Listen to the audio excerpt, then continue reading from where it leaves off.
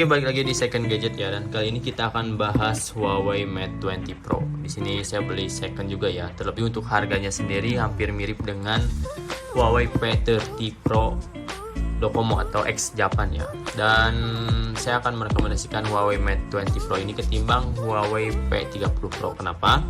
Ini opini atau sudut pandang dari saya, dan terlebih saya menggunakannya ini sekarang sebagai main driver ya, atau HP utama. Jadi sebelumnya itu saya menggunakan Google Pixel 6a dan Pixel 5, dan sekarang saya ke Huawei Mate 20 Pro. Oke, sebelum ke inti video jangan lupa untuk klik subscribe, like, dan share ya, agar channel ini terus berkembang dan semangat terus. Oke, jadi kenapa saya merekomendasikan Huawei Mate 20 Pro? Pertama, sebelum ke intinya kita bahas dulu ya. Di sini saya membelinya itu dengan harga 3.450.000 dalam kondisi secondary user lagi ya. Jadi emang dia tangan kedua, jadi saya ke tangan ketiga, dan ini ada beberapa case juga. Nah, saya akan bahas nanti rekomendasi case untuk Huawei ini. Jadi saya cuma dapat charger, terus kabel datanya, nggak ada headset, handphone, case, dan ada tempered glass juga. Ini aksesorisnya sebetulnya saya udah beli dari sebelumnya sih, jadi ada 3 juga. Nah, ini yang list item, ini yang UV, tapi yang UV itu karena kurang rekomendasi ya menurut saya. Karena apa? Si lemnya itu mudah copot. Sebenarnya masih bisa digunakan ya, masih bisa dibersihin juga. Ini cuma double tip, masih bisa dipakai. Yang ini masih bisa dipakai juga, ini baru. Dan satu lagi ini yang udah saya pakai tapi saya lepas, dan sekarang lagi pesen hydrogel juga.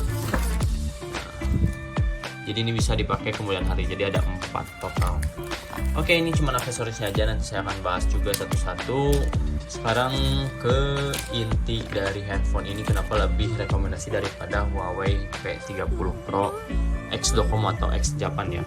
Untuk harganya mungkin selisih sedikit, ada perbedaan ya, cuman untuk spesifikasi nggak beda jauh, hanya beda di lensa, kamera utama, terus telefoto, sama mungkin desain dan juga ukuran layar ya. Selebihnya itu prosesornya masih sama, menggunakan Kirin 980. Oke, kelebihan yang pertama, saya pakai ini langsung aja ya, nggak usah bertele-tele. Saya dipakai buat mobilitas, digunakan untuk bekerja juga ya, sehari-hari ini. Saya jarang main game, sekarang udah nggak ada game juga, tapi sempat coba juga untuk main Mobile Legend, terus PUBG, Blood Strike, terus apa lagi ya, game-game yang umum gitu ya. Dan hasilnya itu masih overall masih enak juga. Untuk suhunya sendiri nggak begitu panas ya, di area sini nggak begitu panas, mungkin karena kelebihan dari si Kirin 980. Dan untuk software update-nya ini, kalau yang saya tahu itu global yang lama itu untuk fleksibel amat tuh, saya kan baru pakai Huawei ini, cuman ini experience-nya aja ya. MIUI 12, dan ini nggak bisa di rebrand, bisa sih sebetulnya, cuman harus touch point, harus ada kabelnya ya ke Harmony OS gitu. Cuman saya stay aja di MIUI 12 karena overall udah enak banget, untuk performanya smooth juga ya. Oke, faktor pertama yang saya putuskan untuk menggunakan handphone ini adalah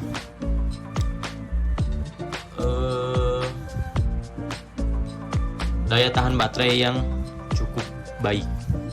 Jadi sini saya terakhir charger itu jam 8 malam kemarin, dari jam 7 sampai jam 8 malam. Saya cuma cas sampai 90% ya, nggak pernah sih kalau kelupaan atau didiamin sampai 100%, tapi seringnya sampai 90%. Dan baru habis tadi sekitar jam 1. Jadi ini menunjang banget buat pekerjaan ya, karena pertama ini UI-nya smooth, terus jalanin aplikasi untuk kerjaan juga oke, main game ringan oke, dan baterainya awet banget ketimbang Pixel 6a saya yang dulu itu BNIB SOT-nya cuma 4-5 jam, tapi ini 5-6 jam. Oke, yang kedua ini ada di kameranya. Untuk main kameranya cukup kepakai juga karena ada mode Pro. Saya suka mode portraitnya, nanti saya mungkin akan share juga di foto ya sedikit hasil fotonya. Tapi kelemahannya itu ada di lensa ultrawide-nya yang kurang bagus. Jadi lensa ultrawide-nya itu kurang bagus, terus hasil videonya juga masih kalah bagus ya dengan flagship lainnya. Cuman untuk hasil foto, main kameranya itu boleh, masih bisa bersaing juga karena dari Leica juga ya. Cuman satu sih, saya jarang pakai kameranya juga, jadi cukup untuk mobilitas saja. Jadi itu nggak terlalu begitu mengganggu juga sih. Yang ketiga, sensor yang dimiliki sama si Huawei ini tuh mempermudah usernya menggunakan handphone tersebut. Pertama, handphone ini memiliki Face ID ya. Nah, dia di sini, daerah sini, ini ketutup kamera tadi. Jadi untuk responnya, nah cukup cepat juga. Karena dia ada infrared juga di sini, biometriknya, Face ID sama fingerprint. Fingerprintnya meskipun optikal ya, dan ya mungkin teknologi lama, cuman cukup lah kalau kita lagi naik motor atau di jalan gitu. Buat responnya dia cukup lumayan cepat. Dan rencana saya mau pasangin hydrogel karena kalau pakai tempered glass ini cukup mengganggu. Terus yang kedua dari fitur-fiturnya ya. Pertama tadi untuk biometriknya, untuk keamanan. Yang kedua ini kayak toolsnya itu lebih mudah. Saya pernah pakai One UI Samsung, ya kurang lebih ada edge di sini kan, yang edge G itu yang harus digulir ke kiri. Cuman ini pakai Huawei lebih enak karena nah dia langsung buka pop up kayak gini ya, overlay kayak gini, dan ini smooth. Besarin kecilnya itu smooth gitu. Kita misalkan mau buka aplikasi lain, kayak kita buka YouTube, udah YouTube, buka Alibaba misalkan, pengen sambil YouTubean atau lagi YouTubean terus perlu untuk kalkulator. Nah jadi ya cukup membantu lah buat multitaskingnya. Apalagi ini smooth ya, si UI nya tuh saya suka tuh smooth. Dia besar kecilnya tuh cukup enak gitu. Misalkan ini Instagram juga bisa sih. Nah, Instagram kalau kita minimize lagi, oke dia masuk ke sini. Ada beberapa Windows juga di situ. Misalkan mau ditambah lagi sama TikTok. Ini fitur yang saya suka ya. Nah, bisa buka lagi, terus buka IG, buka TikTok. Ya ini cukup membantu lah. Dan antara saya pakai waktu itu pakai Note 10 Samsung ya, Samsung Note 10 sama ini ya lebih smooth ini sih, Huawei ini. Terus fitur selanjutnya yang buat ambil screenshot ya, dia entah kenapa bacanya pakai ini nih, apa ya namanya, buku jari ini, ketimbang gini nggak bisa sih, dia bisanya kayak gini. Terus kayak S buat screenshot, scroll bergulir gitu. Terus dia bisa capture layar juga, di cut kayak gitu. Sama ya ini buat kunci, jadi nggak ada double tap to sleep, adanya widget kunci kayak gini. Itu sih fitur yang kepakai, dan selebihnya masih banyak lagi fiturnya. Di sini ada kontrol gerakan, dia bisa balikan pada saat ada panggilan masuk, atau bisukan pengaturan waktu alarm. Ada angkat juga, ini buat kayak unlock lagi. Terus naik ke telinga, ketika kita ada telepon itu dia langsung bisa keangkat otomatis ya sendiri. Kita aktifin jawab panggilan buat panggilan gitu. Jadi sensornya cukup banyak juga ya. Jadi sensornya cukup banyak juga di sini di fitur aksesibilitas. Jadi ada AI touch, ada mode senior. Terus ini kalau di bedah satu-satu memang banyak sih dia. Ini mode satu tangan saya aktifin. Mode satu tangan. Terus kontrol gerakannya sini yang banyak banget tuh. Dia ada angkat, naikkan telinga, ambil foto yang ketuk tadi, buka aplikasi, ketika kunci kita tinggal gambar aja kayak gitu ya pakai buku jari sini. Kontrol suara, jadi dia bisa aktifin atau nyari handphonenya sendiri. Misalkan contoh ya, HP-nya itu kita lupa naruh di mana. Oke, Emi, where are you? Nah, dia akan bunyi terus dan suaranya itu bakalan meningkat, dan ini cukup unik sih. I'm here. I'm here. I'm here. Cuman jangkauannya nggak tahu berapa jauh itu, coba dari luar.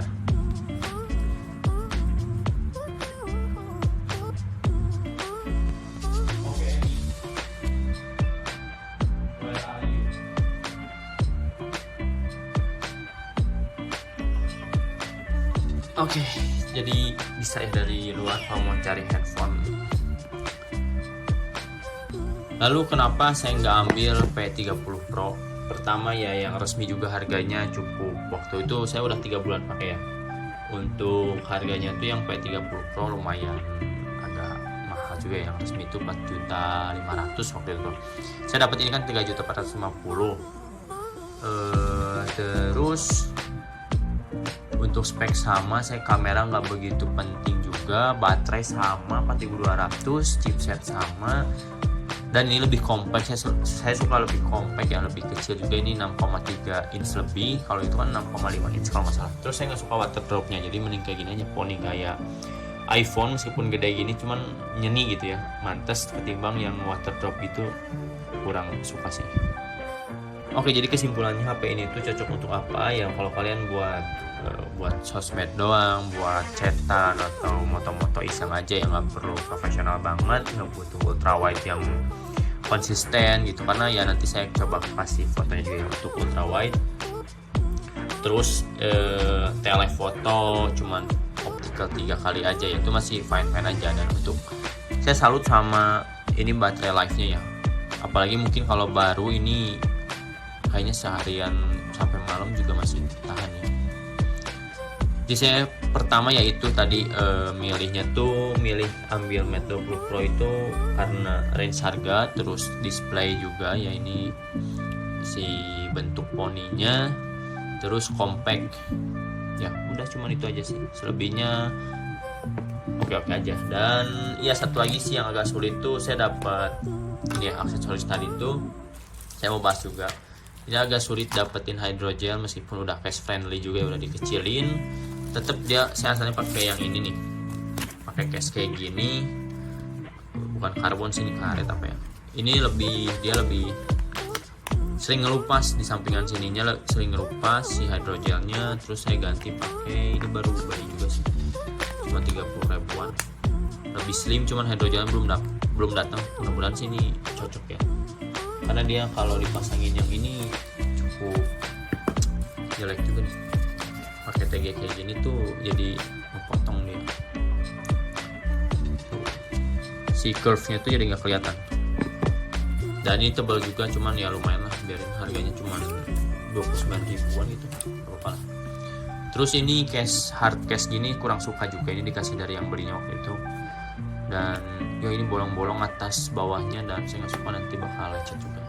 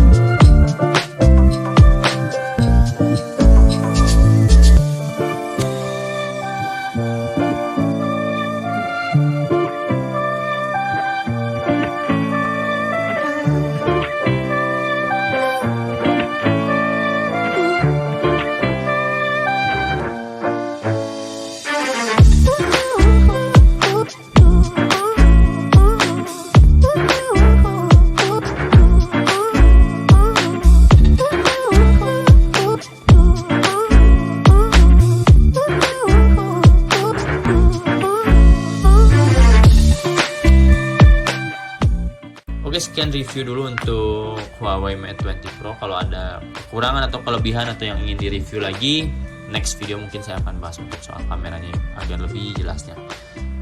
Sampai jumpa di video selanjutnya. Bye.